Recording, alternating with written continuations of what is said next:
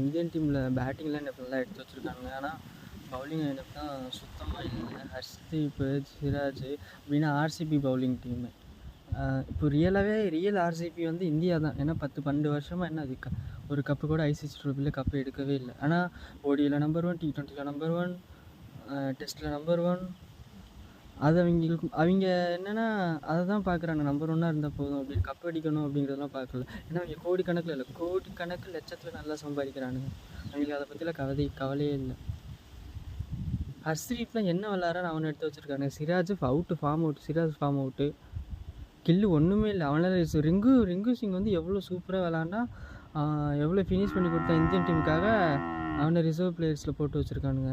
சந்தீப் சர்மா அவனை எடுக்கவே இல்லை. நட்டு, ருத்ராஜ், KL ராகுல் என்னடா பண்ணி வச்சுருக்கீங்க? அநேகமாக இந்த தடவையும் கப்பு இல்லைன்னு தான் நினைக்கிறேன்.